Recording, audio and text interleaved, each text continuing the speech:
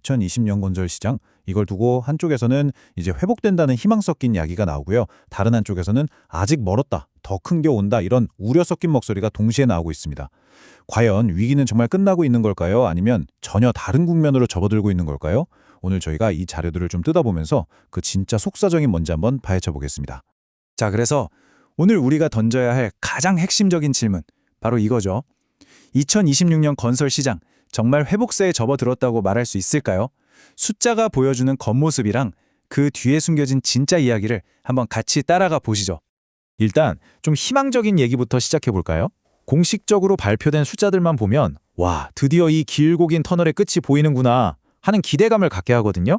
근데 과연 이 빛이 진짜 터널의 출구일까요? 네, 바로 이 숫자입니다. 플러스 4.0%. 몇 년 동안 계속 마이너스 하다가 드디어 발표된 플러스 성장 전망이거든요. 이것만 딱 보면 와, 드디어 시장이 살아나는구나 하는 꽤 긍정적인 신호로 보이죠? 이 4% 성장을 돈으로 환산하면요. 와, 무려 231조 2천억 원. 정말 어마어마한 규모죠. 이런 돈이 시장에 풀린다고 생각하면 당연히 경기가 살아날 거라는 기대를 품게 됩니다. 자, 그런데 이 슬라이드를 보면 정말 재미있는 게 있어요. 이 성장을 대체 누가 끌고 가고 있냐는 거죠. 보시면 민간 부문은 한 2.2% 늘어나는 데 그치는데 공공 부문이 무려 8.4%나 증가합니다.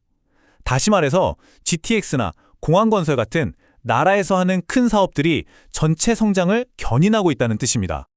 그런데 여기서 진짜 중요한 개념 하나를 딱 짚고 넘어가야 합니다. 건설 수주랑 건설 투자, 이 두 개가 어떻게 다른지 아는 게 핵심인데요. 쉽게 말해서 수주는 앞으로 우리가 이만큼 공사할게요 하고 도장 찍은 계약 금액이고요. 투자는 지금 실제로 공사하면서 돈이 나가고 있는 현재 지출되는 금액이에요. 그러니까 수주액이 늘었다고 해서 지금 당장 공사판이 막 활기차게 돌아가는구나 이렇게 생각하면 안 된다는 거예요. 그리고 더 결정적인 한 방이 있습니다. 전문가들이 뭐라고 하냐면요. 이 4.0% 성장, 이거 사실 기저효과라는 거예요. 이게 무슨 말이냐면 작년, 재작년에 시장이 워낙 안 좋았으니까 바닥을 쳤으니까 그거에 비해서 상대적으로 조금만 올라도 수치가 확 좋아 보이는 일종의 착시 현상이라는 거죠. 진짜 시장 체력이 좋아진 거라고 보기는 어렵다는 겁니다. 자, 그럼 이제부터는 이야기의 다른 면, 이 밝은 숫자 뒤에 가려져 있던 좀 어두운 그림자를 들여다볼 시간입니다. 네, 바로 그 이름도 무서운 아직 끝나지 않은 프로젝트 파이낸싱, PF 위기죠. 물론 정부는 계속 말합니다.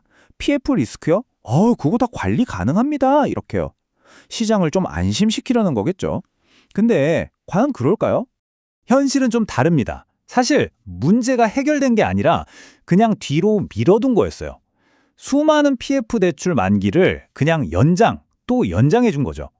근데 그 폭탄 돌리기의 종착역이 바로 2026년에 몰려 있다는 겁니다. 말 그대로 시한폭탄의 초침이 째깍째깍 계속 흘러가고 있었던 거죠. 자, 그럼 이 PF 부실, 이게 지금 시장에서 얼마나 심각한 상황인지 실제 데이터로 한번 보시죠.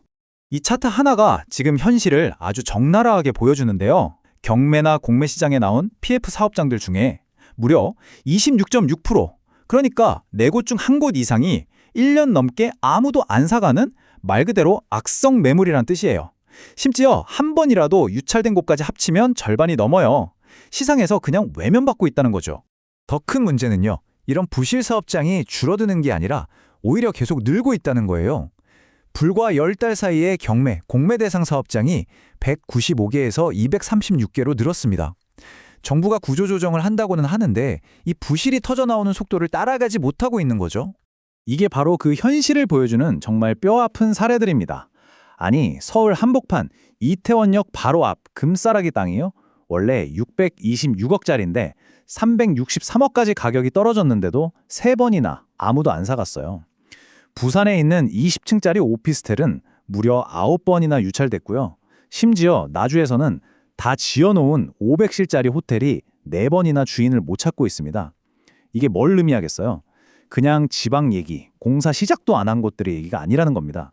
자, 그럼 이 희망적인 숫자랑 이 암울한 현실, 이 두 가지를 어떻게 합쳐서 봐야 할까요? 결론부터 말하면 2020년 시장은 그냥 회복된다 또는 망한다, 이렇게 단순하지가 않아요. 극심한 양극화의 시대가 될 거라는 전망이 지배적입니다. 말 그대로 시장이 딱 두 동강 나는 거예요. 한쪽에서는 정부가 주도하는 GTX 같은 큰 공공사업 덕분에 수도권은 그럭저럭 버텨나갑니다. 상대적으로 안정적이죠.